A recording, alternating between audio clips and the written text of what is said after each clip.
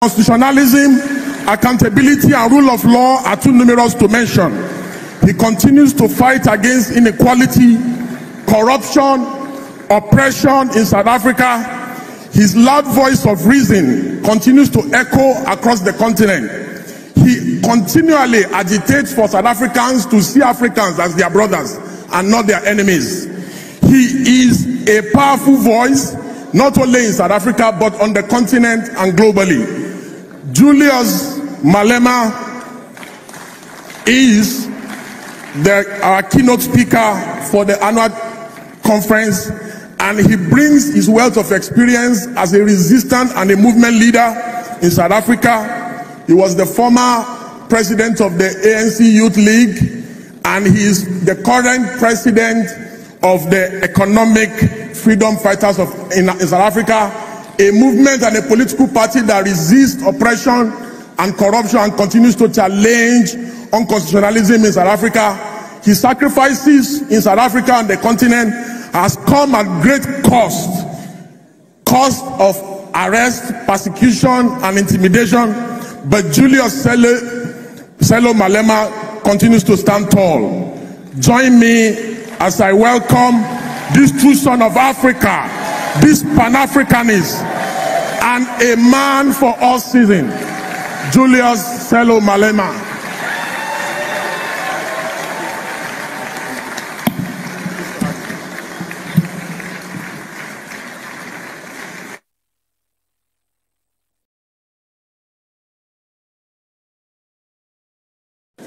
Thank you very much. Thank you.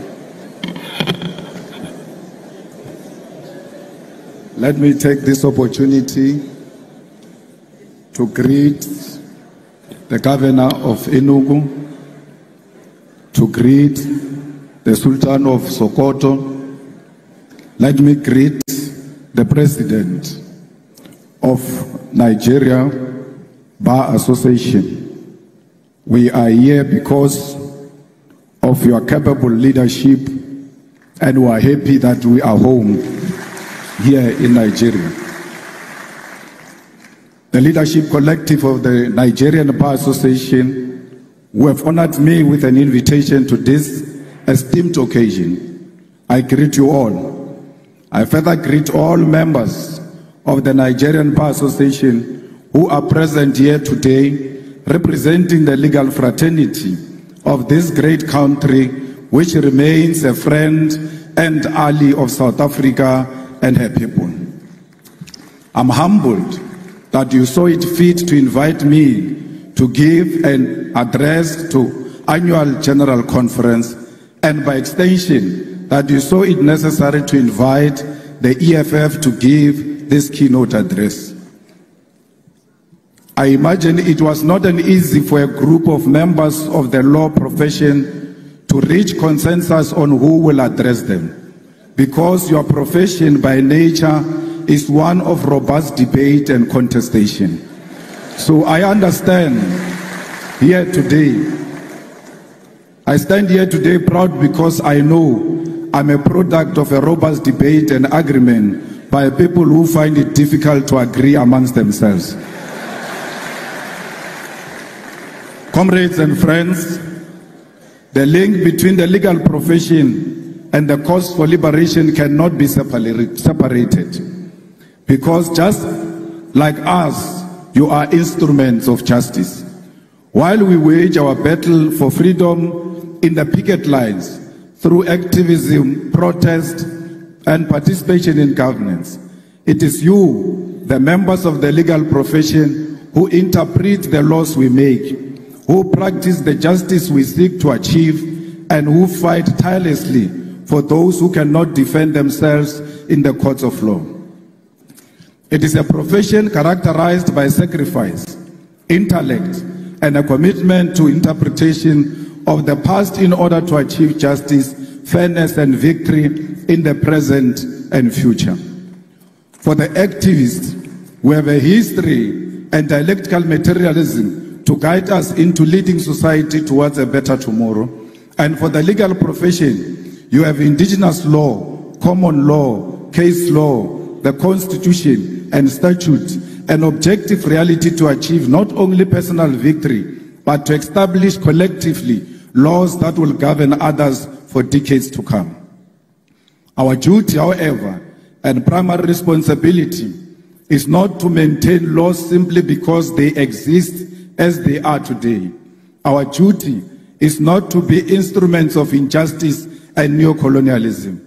It is to be agents of change, and this demands of us to be brave enough to identify unjust laws, speak out, and form part of those that work tirelessly for our judiciary to be of service to our people. I say this not to encourage anarchy or lawlessness, but to draw us back to the difficult truth and reality that at times the laws has been used as a weapon of oppression. It has taken lawyers and activists to walk side by side, hand in hand, to stand up against laws that perpetuate the undermining of the dignity of the people. And we must all be alive to this history and this possibility today. This becomes even more important for us as Africans because for centuries, our very existence has been unlawful in the eyes of the oppressor. Our indigenous laws have been treated as inferior to Roman Dutch law or English law. To be an African has meant that for generations we are not worthy of the laws and the rights that make us human beings. And for that reason, it was legal to abuse us, to enslave us, to steal our mineral wealth and oil, and to destroy and kill our heritage, history, and even our lives. The legal profession you belong to, the political system we belong to, the judiciary and parliaments were created without us in mind. They were crafted at our exclusion and built to sustain our suffering. We now sit in the corridors which were built to break the back and the soul of African people. The demand then from those who died at the hands of this institution that we now serve is that we transform them so that they become instruments of the people. The demand then from those who died at the hands of this institution to maintain the status quo, but we are here to make our profession serve the African child. I wish to remind you that it was once legal to come to the shores of our great continent and kidnap Africans and enslave us in foreign lands. It was once legal to rape African women and children because they did not have the right to dignity of their European oppressors. It was once legal to take our land and our minerals because, according to the law of the white man, we were not civilized enough to control our own land and our own wealth. In South Africa, our freedom, our oppression, our resistance all had law at the center of it. Under apartheid, it was legal to restrict the movement of Africans to labor reserves called townships and to teach us inferior education so that we could only be servants of white masters. All of those problems were legal, and it took brave men and women to say that if the oppression of Africans is lawful, then such a law is unjust and must be opposed. Today, as our continent is troubled by corruption, leaders who utilize state machinery to sustain their rule at the expense of the poor and the African lives in abject poverty, a question we all ought to ask ourselves is whether the time for the legal profession and the activists to once again stand up for what is right. We must all ask ourselves whether the time has not once again arrived for liberation to be achieved against the sale of our nation to recolonization, and whether this fight must not begin by reimagining our laws for the better. We must therefore reach into this deep history of resistance and solidarity which is shared by our two nations in order to achieve the goal of restoring the humanity of Africa and her people. My brothers and sisters, the humanity of Africa is at the center of what the EFF stands for. We are an organization that was formed in 2013 purely out of the demands of the people of South Africa who wanted an alternative to the former liberation movement to achieve economic freedom in our lifetime. We are an organization which is born out of the blood of slain mine workers in an area known as Marikana, where 34 miners were shot down execution style, and the 13th anniversary of their execution was this month on the 16th of August 2025. Yet the families have not seen any justice. No one has answered for this grave injustice. It is out of this deep pain and disregard for African life that the domestic workers, miners, gardeners, petrol attendants, street dwellers, university students, professionals, and ordinary people of South Africa demanded that we form the economic freedom fighters. We were formed to complete the liberation struggle, which was faced by compromise, betrayal, and corruption of the mission for the return of the land and wealth of South Africa to the hands of the people.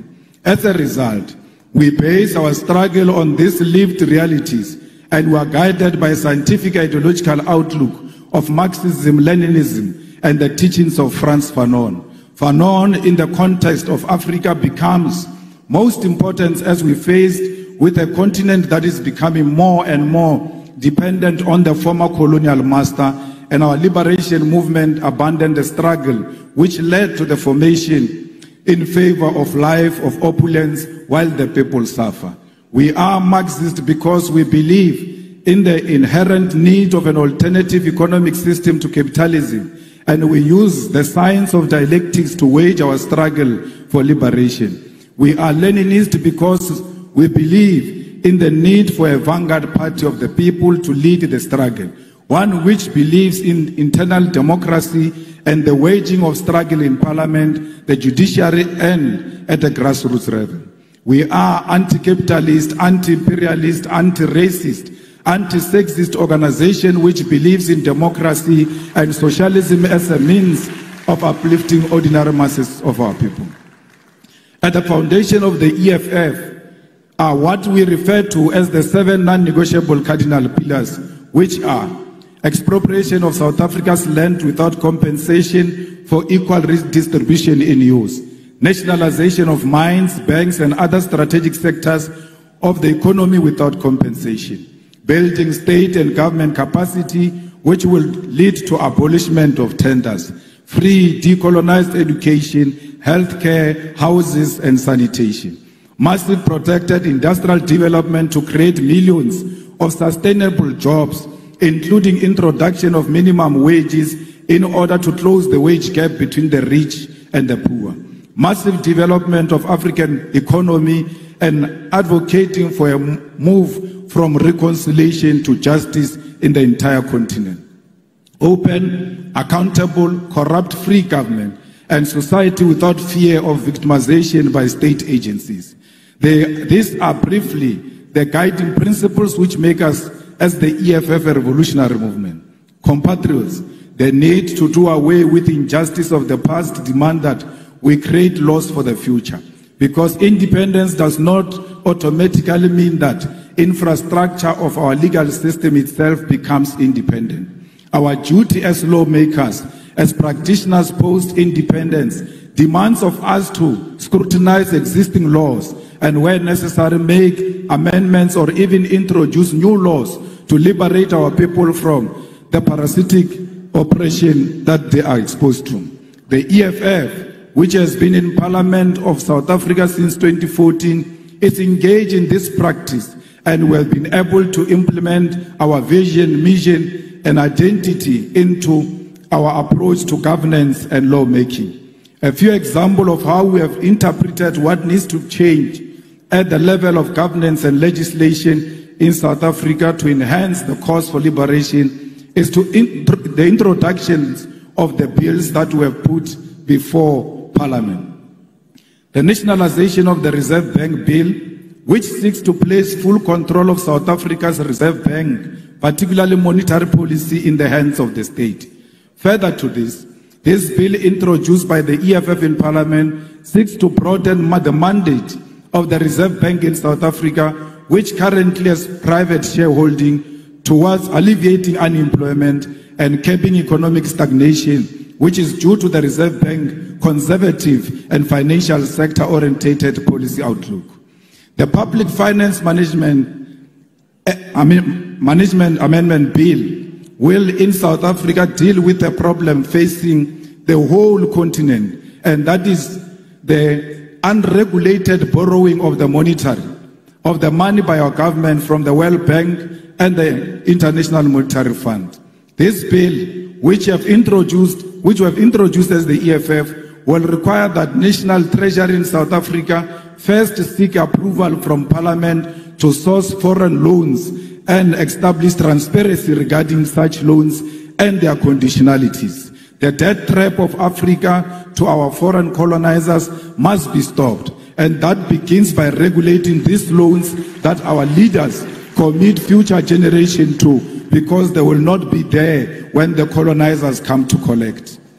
The Student Debt Cancellation Bill is a piece of legislation introduced by the EFF to ease the debt burden of young students who cannot access their qualification, seek employment using their qualification, or pursue postgraduate studies because their qualifications are withheld due to debt. Student debt is an obstacle to the youth who have no source of income because they cannot access their degrees, and equally cannot generate a source of income because they cannot prove that they are qualified due to their qualification being withheld. The need to unlock this qualification possesses a major opportunity to grow our expertise in our country and promote education to be at the center of our developmental objective. Insourcing Bill seeks to do away with the exploitation of labor brokers and consultancy firms which are draining the public finance of government in South Africa. In our country, the most basic of service which ought to be conducted through internal capacity are done on contractual basis and at inflated prices. The policy of outsourcing is at the center of corruption as politicians establish companies to provide services such as cleaning, security services, accounting services, maintenance services, and many more to government at a ridiculous rate. How can you issue a tender to buy toilet paper? How come Director General doesn't know where the toilet papers are being sold and go and buy the toilet papers himself instead of issuing out a tender that is unnecessary? There are certain things that can be done by the government without involving the outside players. We don't want alcohol advertised in South Africa because they advertise alcohol through the means that is not a true reflection of alcohol. Why are you not advertising alcohol with drunkards and show people what alcohol will do to them? It cannot be that alcohol is advertised only with beautiful people at the beach. It must be a true reflection of what this will do to you. We have done the same before by banning the advertisement of cigarette in South Africa, and what is to follow is alcohol. The EFF is also engaged in many other programs that seeks to empower our own communities and make sure that there is local procurement. Why should a prison in Enugu should go and buy vegetables in Lagos? They must buy where they are to promote local economy and to promote their own economic growth. We cannot allow a situation where people who do not come from where we come from are actually not benefiting from what their government can provide. Compatriots, I must reiterate once again that it is a deep honor to stand before you today in Nigeria, in Enugu State, a country that holds a special place in the hearts of all South Africans who understand history, who value solidarity, who appreciate the sacrifice made by others in the cause of our freedom. Nigeria is not just another African country to us. It is a comrade nation, one that stood firmly by our side during our darkest hour. When South Africa was shackled by apartheid, when our people were murdered, imprisoned and denied basic humanity, Nigeria rose as a giant for justice, placing South Africa squarely at the center of its foreign policy. Former President Murtala Mohammed famously declared that Africa had come of age, that the continent will no longer tolerate interference from outside powers, and this still rings true today. Nigeria set up the Southern African Relief Fund, mobilizing its citizens to contribute to the liberation struggle.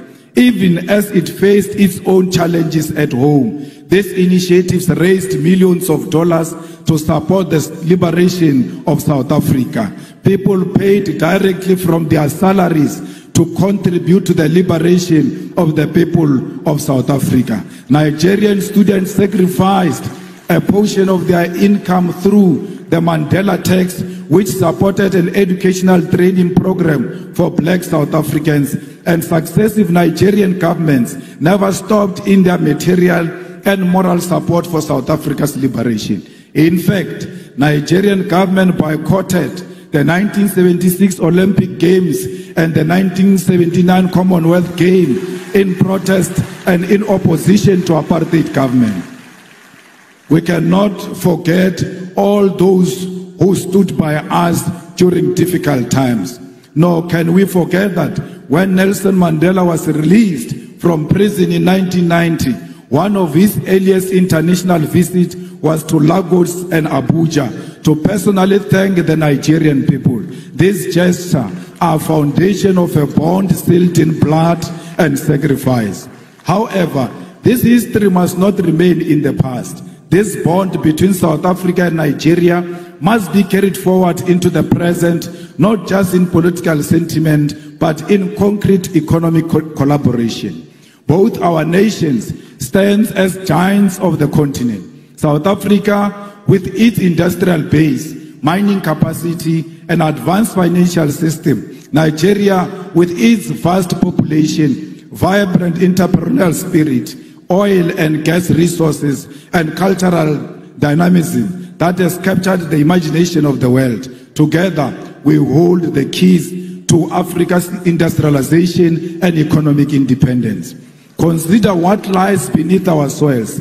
Nigeria is blessed with abundant oil, natural gas, and growing agricultural sector. South Africa holds some of the richest deposits of platinum, gold, manganese, and coal in the world. Combined, we possess the minerals that power modern technology, the energy resources that fuel global industry, and the human capital to build a self-sufficient continent.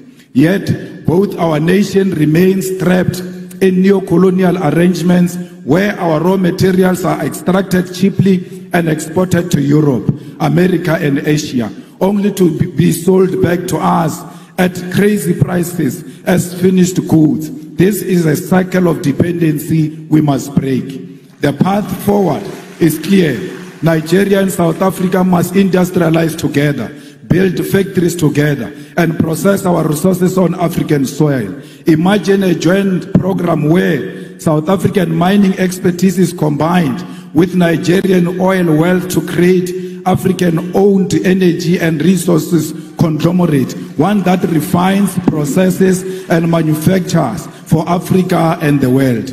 Imagine agricultural cooperation where Nigeria fertile lands provide food security for the continent, supported by South African machinery, logistics, and technology. Imagine a collaborative investment in renewable energy, where South Africa's solar potential and Nigeria gas reserves are harnessed to build an integrated African power grid.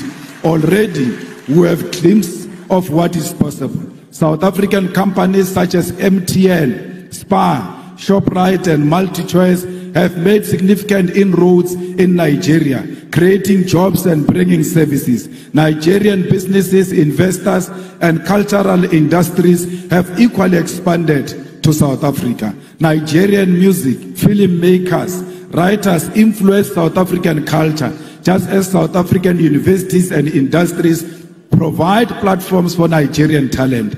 But this cooperation has been uneven and at times marked by suspicion and the painful experience of xenophobia. Let me be unequivocal here. Xenophobia is a betrayal of African unity. It is a sickness born of poverty, inequality, and government failure. But its victims are our African brothers and sisters. Nigerians, Zimbabweans, Congolese, and Somalis are not the cause of the South Africa's unemployment crisis. The cause lies in the untransformed economy of South Africa, which remains in the hands of white minority and multinational corporations who continue to exploit labor while refusing to industrialize. Attacking fellow Africans diverts anger from the real enemy, and we must educate our people that unity, not division, is the solution to the African crisis.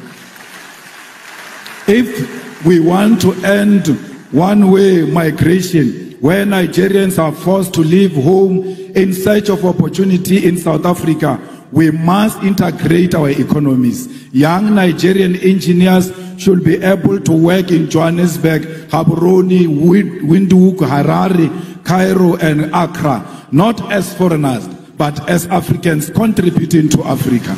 South African entrepreneurs should be able to set up in Lagos without suspicion, but with support as partner in the shared future. We must harmonize trade policies, align visa regimes, and build continental infrastructure that connects our people. We actually do not need a visa. We don't need a visa between South Africa and Nigeria. In the same way, we don't need a visa for our people to travel in their own continent. We are one. Both South Africa and Nigeria know the pain of colonialism. Both have faced internal divisions. Both have endured the pressures of global imperialism that seeks to divide and exploit and control us. Both know that the only path forward is Pan-African solidarity. We must reject the illusion that our salvation will come from Washington, London, Brussels, or Beijing. Our salvation lies here in Lagos and Johannesburg, in Abuja and Pretoria, in the hands of Africans who refuse to be divided. Together, Nigeria and South Africa can lead African continent free trade area not as a paper agreement, but as a living reality that changes the lives of ordinary people. Together, we can demand fair trade, protect our industries, and invest in education, technology, innovation. Together, we can prove that Africa is not a begging bowl, but a continent of giants. We must prove to the whole world that we are not xenophobic, we love one another. Black people are not loved in Africa and are not loved outside Africa. We have a duty to love ourselves and show the whole world on how it must treat us. We cannot treat each other badly and expect other people to treat us much better. How you treat your own brother and your own sister, it's how you teach others outside how they must treat you. The unity of our continent is paramount, and we must never associate with any xenophobic agenda that perpetuates the divisions in South Africa. Solidarity is what we need for each other. My comrades, as I close, I want to state that as Africans, our fight has never been confined to the borders.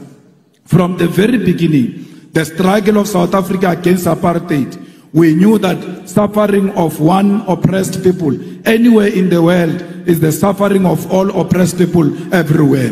It was in that spirit that South Africa, during its liberation struggle, was embraced by Nigeria and other African nations, who declared that apartheid was not simply a South African problem, but an African and global crime. It is in that same spirit that today we say our liberation as Africans will remain incomplete if we turn a blind eye to the struggles of those who continue to suffer under occupation, colonialism, imperialism, and economic exploitation. It is this tradition of solidarity that compels us today to speak clearly on the struggle of other oppressed people. The EFF continues to stand firmly with Western Sahara, Palestine, Cuba, Haiti, the Democratic Republic of Congo as a commitment to international law and justice. In Western Sahara, Morocco's continued occupation violates the principle of the United Nations Charter and the African Union's Constitutive Act, both of which enshrined the right to self-determination. The International Court of Justice affirmed in 1975 that Morocco had no sovereignty over Western Sahara, yet decades later, the Sahrawi people remain dispossessed. In Palestine, we are witnessing one of the gravest violations of international law in modern history. The apartheid regime of Israel has for decades defied UN resolutions, the Geneva Conventions, and international humanitarian law. Collective punishment, the bombing of hospitals, the illegal taking of land, the killing of children, and the deliberate starvation of populations are crimes under the Roman Statute of the International Criminal Court. The world cannot remain neutral in the face of genocide. And just as apartheid South Africa was declared a crime against humanity, so too must be the international community recognize and act against Israel's apartheid and genocide. The importance of fighting on the level of the law was made evident in this case when the South African government took Israel to International Court of Justice to report their crimes when no other country will do so. This fight in international court was won when the court declared that indeed Israel was perpetuating genocide, a win that was necessary to sway some support away from Israel and to embolden other countries to speak out. This fight also led to the International Criminal Court to issue a warrant of arrest for the Israeli Prime Minister Benjamin Netanyahu and his Minister of Defense for war crimes. This is the power of the legal fraternity in the global fight for the oppressed. However, the ICJ pace is slow and final judgment on charging Israel with genocide has not occurred yet. We must therefore confront the uncomfortable truth that the slow pace of these proceedings is not accidental, but reflects a global legal order designed and maintained under white supremacy. International law is swift and ruthless when prosecuting leaders of the global south, yet hesitant and cautious when dealing with crimes committed by Western powers or their allies. This is hypocrisy we must name without fear. When an African leader is accused, indictments are issued overnight, sanctions are imposed immediately, military interventions justified under the banner of international law. However, when Israel starves children in Gaza or the United States and its allies invade nations and topples governments, the same institutions suddenly discover restraint, complicity, and delay. As the legal fraternity of Africa, you cannot accept this double standard. You must be bold enough to create alternative and fair systems of accountability that do not bend to imperialist interests. If the so-called international community is unwilling to deliver justice in real time, then Africa must advance its own courts, its own tribunals, its own instruments of solidarity and protection. Just as we build liberation movements when colonialism denied us freedom, so too must we build new legal institutions when the existing ones fail us. In Cuba, for over 60 years, the United States has imposed an economic blockade in contravention of international law, including the principle of non-interference and the sovereign right of nations to choose their social and economic system. Despite this, Cuba has demonstrated a profound commitment to human solidarity, sending doctors across the globe, including to Africa, welcoming Africans into their classrooms and participating in the liberation of the oppressed. Cuba never sent their soldiers anywhere to kill anyone. Instead, they send their doctors all over to go and save life. The tragedy of Haiti is one of historical injustice. Haiti's revolution was first declaration of black freedom in the modern world, yet it was punished with centuries of economic sabotage and enforced debt. Contrary to any principle of justice, today Haiti suffers from foreign interference, the denial of sovereignty, and the imposition of external governance. International law demands reparation, debt cancellation, and the withdrawal of foreign forces so that Haiti can govern itself in dignity. We have seen DRC not experiencing peace because of its mineral resources. We must stand with DRC and demand that there must be permanent peace in DRC and everywhere else in Africa. Because DRC without peace, it will never experience economic growth. We are because DRC it is. We are the people of Southern Sudan. We must make sure that no single corner of Africa there are guns where Africans are killing each other. Africans must always be together against the enemy forces who want to exploit our country. We are here today to reclaim our land. We want the land of Africa to be returned to Africa because it belongs to the Africans. We want the minerals of Africa to be returned to the Africans because that's where they belong. We want to build industries in Africa and process our minerals here in Africa. We've got the capacity. We must never allow the imperialist forces to divide us in order to take our minerals from us. We demand one Africa. We demand borderless Africa. We demand Africa with one president, with one currency, with one military command, with one parliament, because we know the currency of Africa will be much more stronger against the American currency. We don't care what Trump thinks of us. He will never choose a policy position for Africans. We are not subject of Trump. We must refuse to be subjects of Trump. We must stand together as the world changes and show the world that Africa is one and Africa is equal to all nations, to China, to Russia, to America. We are not just a small nation. We are a big nation. We are not a dark continent. How can we be dark when we've got diamond that is shining amongst us? We are a shining nation. I thank you.